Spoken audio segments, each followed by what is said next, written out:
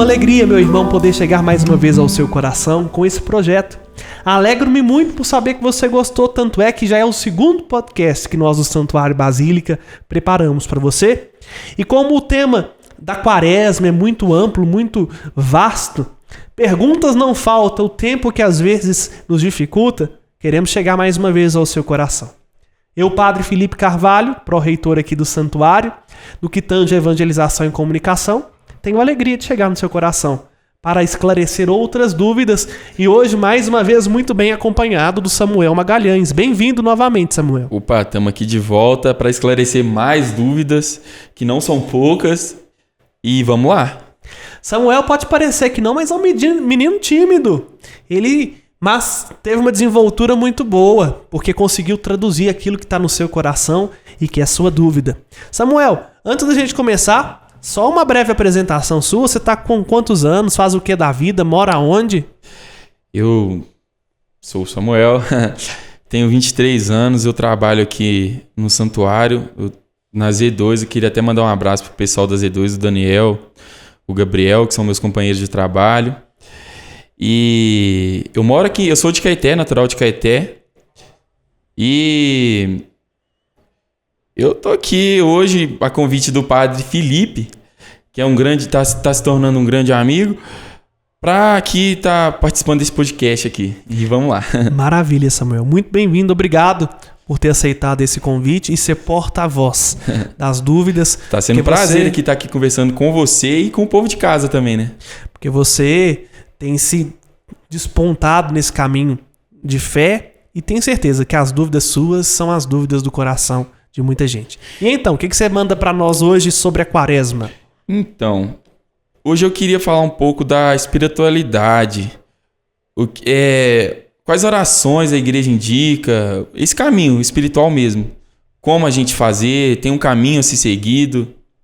Bom, como eu disse no último podcast, a igreja propõe 4 práticas de exercícios espirituais para vivermos o tempo quaresmal: a oração, o jejum, a penitência e a esmola.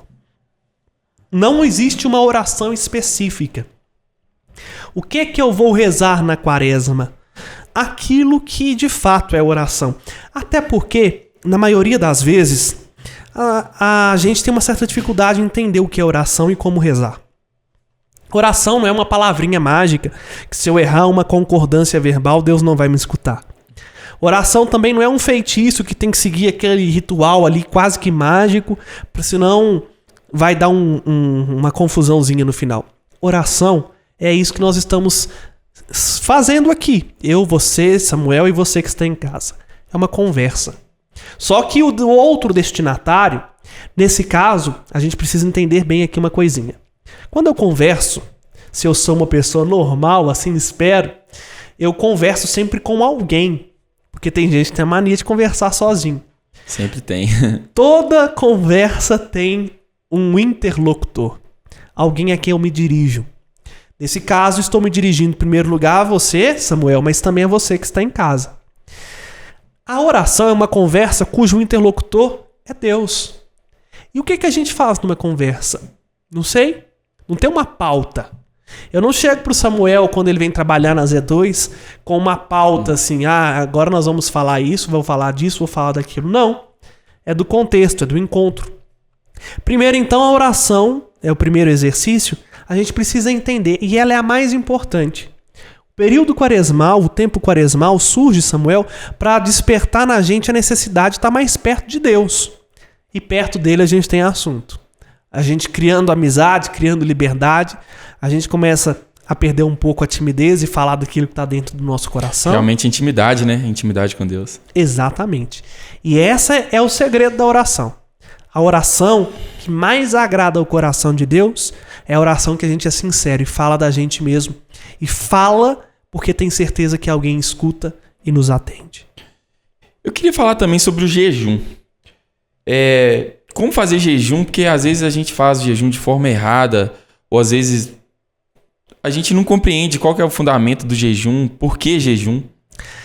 O que é o jejum? Uma boa pergunta, porque muita gente acha que o jejum é o simples fato de eu me propor uma atividade penitencial. O padre vai te explicar isso aqui. O jejum, Samuel, é o abster-se do alimento. Literalmente comida. Porque há outras formas de jejuar que são metafóricas e que a gente chama isso de penitência. Mas o jejum, conforme a tradição judaico-cristã, é abster-se de uma refeição, para ter em nós aquela sensação de fome, de vazio, e ao mesmo tempo a gente mortificar em nós a nossa própria carne. Como fazer jejum? É uma pergunta que às vezes chega muito em direção espiritual. Bom, o jejum da igreja não é deixar você passando fome, meu filho e minha filha. A igreja não quer te matar de fome. A igreja quer que você tenha vida e vida em abundância. Então veja bem, hein, para você não passar mal na quaresma, porque já aconteceu de gente chegar para mim e se desmaiar porque não tinha comido nada durante o dia. O jejum, você vai reduzir o alimento que você tem costume. Por exemplo, padre aqui gosta muito de comer pão francês. A barriga está aí como testemunha disso. Se no café da manhã eu tenho o costume de comer 2 pães pela manhã com um copo de café, uma xícara de café, como estou fazendo jejum, quando eu tenho que fazer jejum, reduzo como um pão. Se eu gosto de, sei lá, um café da manhã mais reforçado, um café da manhã mais simples. Nunca comece um jejum de estômago vazio, de barriga vazia. A gente sempre tem que começar o jejum com uma pequena refeição. Prezar pela saúde também, né? Exatamente. E aí sim, tomado esse café da manhã, um tanto quanto mais atípico, mais sóbrio, menos alimento, eu então retiro do meu dia uma refeição importante. Me abstenho do almoço ou me abstenho do café da tarde. E o importante é que ao longo do dia eu diminua a quantidade de alimento por causa do jejum. Se eu não me abstive do almoço, vou almoçar, vou abster-me do café da tarde, se eu tenho o costume, sei lá, de pôr 2 colheres de arroz, 2 de feijão, coloco 1 colher de arroz, 1 de feijão, meio bife, para que eu sempre sinta em mim a necessidade de algo a mais. Tem essa sensação de incompletude. E assim, tirado uma refeição, vou fazer as outras refeições com sobriedade e prudência. Não é ficar sem comer o dia todo, insisto. É tirar uma refeição e ter sobriedade nas demais. Então, pelo que você está me dizendo aí, penitência e jejum têm suas diferenças, né? Exatamente. A penitência é para corrigir um vício. Tanto é que você já deve ter visto que o nome primeiro da penitência é de um sacramento. Quando você vai arrependido dos seus pecados e procura um padre, você vai receber o sacramento da penitência, não é isso? Sim. E lá você vai receber também uma penitência. O que é a penitência? A penitência é um exercício de reparação. E por isso nós somos chamados a fazer a penitência também na quaresma. Porque ao longo da vida, o cachimbo vai pondo a boca torta. E a gente vai perdendo um pouco a estribeira. Então a penitência é uma prática onde eu deixo de fazer algo. A maioria das pessoas fazem isso, deixa de beber bebida alcoólica, deixa de comer doce, deixa de, sei lá, comer pão francês, sempre tira algo da alimentação, mas não é só. Eu posso também passar a fazer algo, posso passar a fazer uma atividade física com frequência, acrescentar uma prática de devoção, não sei, rezar o terço todo dia, como forma de corrigir os meus más vícios e me aproximar de Deus. É importante falar isso, porque muita gente acha que o período quaresmal é o tempo que a gente tem para unir o útil com o agradável, né? E aí aproveitar começa uma coisa, né? Sim. Já vou fazer as 2 de uma vez, por exemplo. Eu preciso de fazer uma dieta para perder peso, então vou aproveitar. Minha penitência nesse tempo de quaresma desse ano vai ser fazer a dieta. Toma vergonha na sua cara. Se você precisa fazer dieta, começa hoje. A quaresma é para te aproximar de Deus. Não é para te deixar mais bonitinho, não é para te deixar mais sarado, não é para te deixar, sei lá, mais confortado com o seu ego. A quaresma é para te aproximar de Deus. Então o seu exercício espiritual na quaresma, se for tirar um doce, é para você sentir a necessidade de Deus. Se for para acrescentar uma leitura, tem gente que precisa ler algo da vida dos santos, um texto espiritual, um versículo bíblico, é para te aproximar de Deus. É um exercício, de fato, onde nós vamos criando virtude. Porque a igreja, na sua sabedoria, inspirada pelo Espírito, sabe disso. Hoje nós temos auxílio da psicologia e toda a ciência contemporânea. Se a gente faz uma ação repetida por mais de 28 dias, isso tem a chance de virar hábito dentro de nós. Foi assim que você aprendeu a escovar dente, Samuel. Você foi repetindo aquilo ali por uma série de dias e hoje eu acho que é um hábito seu. É um hábito saudável, inclusive, né, pessoal? Exatamente. E há também hábitos não tão saudáveis que incorporou na vida da gente como pelo mesmo jeito. A gente foi repetindo aquilo. A gente foi ensinado a fazer isso, né? Sim. Os 40 dias não me ajuda a criar um hábito de fé, um hábito espiritual, um hábito de intimidade com Deus, para que eu possa levar aquilo para a vida. Porque não vai adiantar você fazer uma penitência se fica no relógio. Ai, vem cá, relógio. Se você fica no relógio, falta 3 minutos para a quaresma acabar. 2, 1, e faz tudo ao contrário daquilo que você fez durante 40 dias. Você jogou fora. Porque no fundo você não estava querendo aproximar de Deus. Você estava querendo massagear o ego, ficar bem na fita, cumprir o preceito, sei lá. Não queria aproximar-se de Deus. A penitência é aquilo que você se propõe a viver para a vida toda, porque te aproxima mais do seu Criador e te torna uma pessoa melhor. Nisso aí que você tá me falando, já me veio até uma questão aqui da coisa da carne, que eu acho que essa é uma dúvida minha e de muita gente que vai estar ouvindo a gente agora. O porquê da carne, assim? Muita gente para de comer carne na quaresma. Qual a explicação que a igreja fala pra gente da carne? Bom, gostaria até de citar novamente, o padre tá caducando. Nós não citamos o catecismo da Igreja Católica. Vou citar o catecismo da Igreja Católica no que se refere a esta questão justamente da abstinência da carne. O catecismo, ele vai nos ensinar que a igreja pede para nós que nos abstenhamos da carne durante 2 ocasiões no ano, especificamente na quarta-feira de cinzas e na sexta-feira santa. Na quarta-feira de cinzas, porque a gente inicia-se o tempo de conversão. Na sexta-feira santa, a gente é convidado a abster-se da carne, porque a gente vai estar unido à paixão de nosso Senhor Jesus Cristo. E porque a carne, primeiro, há um sentido um tanto quanto fisiológico nisso. Se eu como um prato com carne, a sensação de saciedade é muito maior. Com certeza. Eu me sinto alimentado, porque ela demora mais tempo na digestão. Abster-se da carne para sentir um pouco fome e assim ter a mortificação na sua própria carne e também unir-se espiritualmente à morte de nosso Senhor Jesus Cristo. Bom, o padre não achou aqui o parágrafo, mas por causa do tempo, para a gente não perder, eu vou colocar na descrição desse vídeo o parágrafo certinho e o cânon do direito canônico onde fala isso, que nós somos obrigados a abster-se de carne 2 vezes no ano, nesse sentido. E aqui é importante também, não é só abster-se de carne, é jejuar. Então, na quarta-feira de cinzas e na sexta-feira santa, eu sou convidado pela igreja a abster de carne e fazer jejum.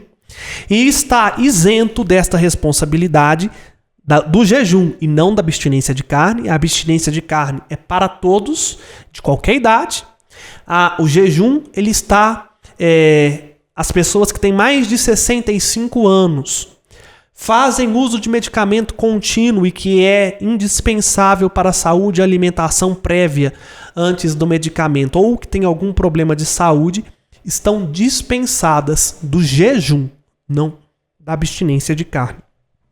Mas a carne, desculpa te cortar, é porque é algo vivo, é um ser vivo. Então, lembra um pouco da harmonia com a criação. Do duplo efeito do pecado, quando o pecado entrou na humanidade, primeiro criou uma ruptura com Deus. Depois, criou uma ruptura com o mundo criado, com as coisas criadas. Sim. Se a gente olha a palavra de Deus, o homem antes do pecado, ele vivia em harmonia com a natureza. Ele não precisava ver o outro animal como presa para alimentar-se. Abster-se de carne para prever aquilo que já é o plano original da criação. Então, é manter a vida de todo ser vivo. Mas e o peixe? Vamos entrar numa polêmica, Samuel. Porque eu não sei de onde esse povo tirou.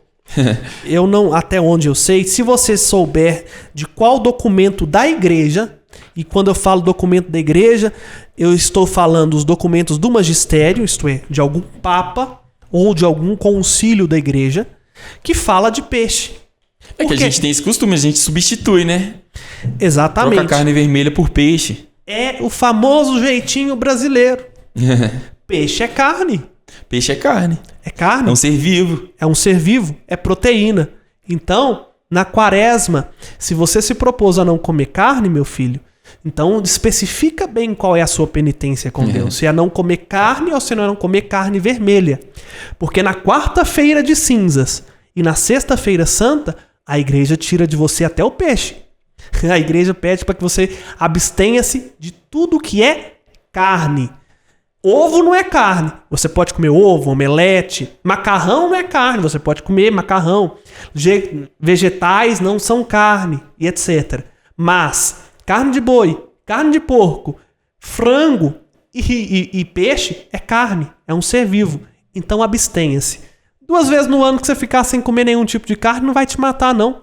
Muito pelo contrário. Talvez vai ser um alerta para você aprender a estar mais perto de Deus. Eu acho que essa questão aí vai pegar muita gente, porque eu mesmo, esse esclarecimento foi excelente, porque a gente via o peixe como assim, não vamos comer carne vermelha, vamos comer peixe.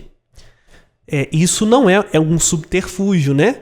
Viram tudo no Brasil, eu não sei se no outro país, eu nunca saí do Brasil. O jeitinho brasileiro mas é bem famoso, no Brasil né? A gente dá jeitinho até para as coisas de Deus. Então, vamos fazer a coisa certa? Abstenha de carne na quarta-feira de cinzas e na sexta-feira santa.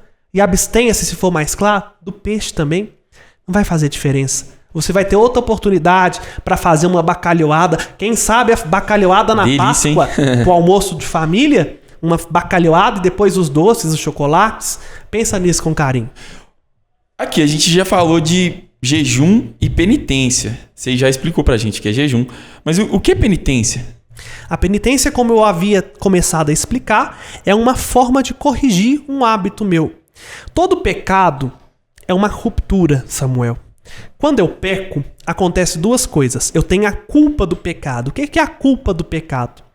É aquilo que o pecado faz em si. Sei lá, falei mal de alguém. A culpa do pecado é o fato de ter falado. Mas há uma pena. Qual que é a pena do pecado?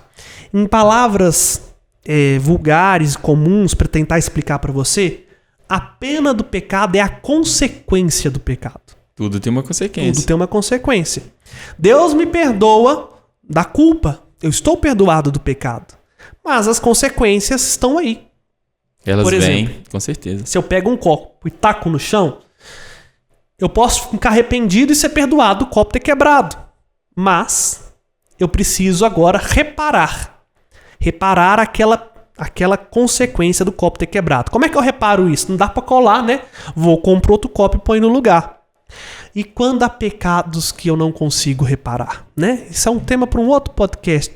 Nós podemos falar disso depois. O purgatório tá aí para isso. Deus a misericórdia até nisso. Interessante como é que um tema vai puxando o outro, hein? Porque cometi um pecado gravíssimo, matei uma pessoa. E agora? Estou arrependido. Deus me perdoa. Perdoou. Eu estou perdoado. Eu não carrego comigo mais essa culpa. Deus não me culpa. Mas eu não tenho condições de trazer a vida dessa pessoa de volta. É necessário não somente equiparar o mal, mas reparar aquilo que é consequência do mal. Excelente exemplo. Isso é que o padre nos propõe quando a gente vai ao confessionário. A penitência não é só o Pai Nosso e Ave Maria que a gente reza ali. Porque às vezes o Pai Nosso e Ave Maria é porque a consequência não tem como reparar. Como eu vou reparar uma fofoca que faz mal para tanta gente, denigra a imagem de tantas pessoas? Então a penitência é um exercício que visa, em primeiro lugar, reparar aquilo que o meu pecado cometeu. Por isso que talvez é uma boa penitência nessa quaresma controlar a língua dentro da boca, evitar fazer fofoca. É uma penitência, requer luta, né? Requer instinto, força. É uma boa penitência. Talvez ficar sem usar tanto o WhatsApp. Já pensou? A gente está tão preso nisso, né? A gente tirar somente um tempo do dia. Não sei, eu vou usar o WhatsApp só à noite. E viver mais o tempo presente. Enfim, a penitência é para me corrigir, como eu já havia dito mais cedo, de algum mau hábito, mas ao mesmo tempo para equiparar ou reparar os danos que o pecado causou em mim, no mundo e com as outras pessoas. A gente não faz penitência aos domingos? Não. Interessante. Por que não? Porque o domingo na igreja é o dia que o Senhor ressuscitou. Todo domingo na igreja é Páscoa. Mesmo os domingos da Quaresma? Mesmo os domingos da Quaresma. Os domingos nós celebramos a vitória de Jesus sobre o pecado e a morte. Por isso que no domingo eu estou isento da penitência. Como eu havia dito no outro podcast. Lembram? São 6 domingos que eu não faço penitência, que eu não faço jejum. A gente não faz jejum quando o noivo está presente. Não é isso que Jesus diz no Evangelho? Exatamente. Dias virão em que o noivo vai ser tirado, então eles jejuarão. O domingo para nós é sempre o dia pascal. Se a Páscoa é um ponto no ano que gira todo o ano litúrgico, a nossa Páscoa semanal é o domingo. Por isso, na liturgia, nós cantamos o Glória, nós professamos a fé. A missa de domingo ela é o centro de toda a semana, porque nela nós atualizamos o evento pascal. Por esse motivo, a igreja, ao estar presente diante de Jesus ressuscitado, ainda na Quaresma, a gente não é convidado a não fazer a penitência, a não fazer o jejum no domingo. Porque a gente leva esses 40 dias, a gente acha que seguir todos, arrisca, os 40 dias seguidos. Sim. Mas você tem 40 dias, como eu já disse no outro podcast. Você pega os 43 dias do tempo litúrgico da Quaresma, subtrai os domingos, dá 37, mas os 3 dias do tríduo pascal, nós temos 40 dias de penitência. É muito interessante. Eu acho que está esclarecendo muita coisa para muita gente. Sim, eu creio que sim. E espero estar esclarecendo suas dúvidas. Aqui, a gente estava falando de 4 pilares, por exemplo, da Quaresma. Eu queria falar agora da esmola. Por que esmola? Que a gente, às vezes, tem uma visão errada de esmola. Esmola, vou dar uma coisinha que está sobrando para alguém que está na rua. O que a esmola simboliza na Quaresma? Menino atento, lembrou dos 4 exercícios espirituais da Quaresma. Já me perguntou da oração, do jejum, da penitência e agora o último, a esmola. Nota 10 com estrelinha pra você, Samuel. Vamos lá, pessoal. Tá vendo? O pessoal de casa tá gostando e tem certeza que vai contratar, você vai fichar aí nos próximos podcasts. Tamo junto, pessoal. Então, a esmola, ela tem um nome um tanto quanto diferente. Vou até pesquisar. Cobra do padre. Na Quaresma, uma homilia relacionada à esmola vai ser para explicar o porquê desse nome. Porque de cor eu não sei te dizer. Mas ela não é tirar o que me sobra para dar a alguém. A esmola é ver que o outro precisa de algo e eu ter condições de ajudar nisso. Se eu vejo que você está com fome, eu tiro da minha comida e dou para você. Pela caridade cristã. A gente tem uma visão meio errada disso, né? Que às vezes é tipo, vou só ajudar alguém que tá ali precisando e às vezes nem é isso. Né? Às vezes a maior esmola que a gente pode dar para alguém, Samuel, nem tanto é a financeira. Porque essa é um tanto quanto fácil, apesar de dinheiro ser sempre um problema para muita gente. Nem é tanto tirar uma roupa de frio para quem não tem um agasalho, isso a gente já faz em épocas do ano. A esmola que a gente nos custa é dar atenção. Porque tirar do meu tempo para escutar o outro, para ouvir o outro, para o outro poder chorar e reclamar da vida, isso é muito difícil. E é talvez uma grande prática espiritual que a gente pode fazer. Claro, a esmola primeira é no sentido material. É eu suprir a carência de alguém ou ajudar a igreja, porque a igreja é carente de bens materiais. A igreja é rica, é uma grande lereia. Nós temos muitos terrenos, mas depois a gente pode fazer um outro podcast para falar sobre essa questão dos bens patrimoniais da igreja. A igreja não é a estrutura, a igreja é o povo de Deus. Vai num aglomerado, na vila e favela e vê quantas pessoas estão carentes. Vai debaixo das pontes e vê quantos batizados que são igreja e que passam fome. Então a igreja é carente. A igreja precisa da nossa ajuda. A igreja precisa que nós tenhamos olhos para ver as necessidades e ajudá-la naquilo que ela pode. Isso já me levanta até outra questão. Dízimo é esmola? O que é o dízimo? O que é esmola? A diferença? Claro. O dízimo é uma Bom, pode ser um outro podcast sobre o dízimo, mas a gente já levantou quase 4 assuntos aqui, hein? A linha geral é essa. O dízimo é o reconhecimento que eu sou parte de uma comunidade que eu tenho corresponsabilidade com ela. Então o dízimo é uma quantia que eu destino daquilo que eu ganho para a manutenção da comunidade de fé onde eu vivo. No Brasil nós temos uma mentalidade muito errada. A igreja não precisaria, de um modo geral, depender de doações específicas. Era para ela se subsistir apenas com o dízimo, mas aqui é o contrário. Às vezes as pessoas colocam mais o dinheirinho no cofre da paróquia do que no dízimo. O dízimo é eu me sentir parte da comunidade. Por exemplo, para este podcast estar chegando até você, nós aqui temos minimamente alguns gastos que a gente não para prestar atenção nisso. Olha, para esse microfone estar funcionando, ele tem que estar ligado no sistema de som. Primeiro tem o gasto do próprio microfone, o gasto da energia, o gasto com as despesas da própria transmissão em si, porque isso requer recurso, o gasto de alguém que limpou esse estúdio, alguém que veio aqui e cuidou desse espaço. Enfim, tudo isso requer realmente desembolso. E se eu me sinto parte disso, eu colaboro com isso. É como numa família, a gente tem lá R$100 de luz, R$50, o que hoje é R$50, né? R$80 de água, por exemplo, 180 por mês. 4 pessoas, divide por 4, vai dar R$60 para cada um, né? Teoricamente, o dízimo é o reconhecer. De Deus eu recebi o meu provento. Aquilo que é de Deus, a edificação da igreja, eu contribuo porque sou parte dela e ela depende de mim, até mesmo para pagar as contas elementares.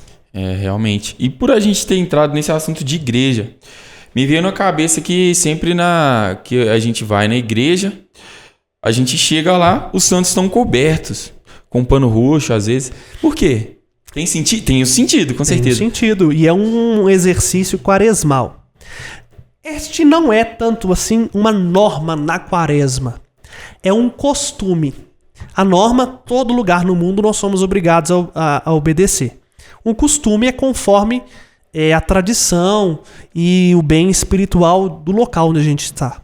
Mas a igreja orienta que na 4ª semana da quaresma, terminado o sábado da 4ª semana, que as imagens sejam cobertas, veladas com um pano roxo. Porque a última semana da quaresma, a 5ª semana, é a semana onde nós adentramos de um modo mais profundo no mistério da paixão de Jesus.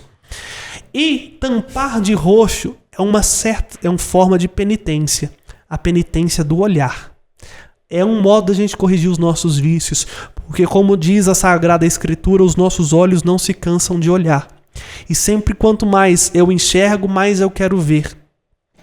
Cobrir uma imagem seria uma forma, por exemplo, de conectar direto com o sentido da quaresma? Não mais ou menos assim. O cobrir a imagem significa me privar de uma visão. E isso gera em mim um desconforto. Veja, é muito mais bonito e me causa mais prazer ver esta imagem de Nossa Senhora da Piedade com todas as suas formas, com as cores. Isso causa um prazer mesmo. Sim. Uma sensação de plenitude do que se eu tampá-la de roxo. E também é para nos mostrar algo mais. O essencial, lembra do Pequeno Príncipe, o essencial não é visível aos olhos. Neste mundo nós vemos a forma, mas nós vamos caminhar para o dia onde nós veremos Deus tal como Ele é, face a face no céu. É um costume e que tem a sua importância, porque é um exercício que nos leva à mortificação e ao mesmo tempo nos aproxima mais de Deus.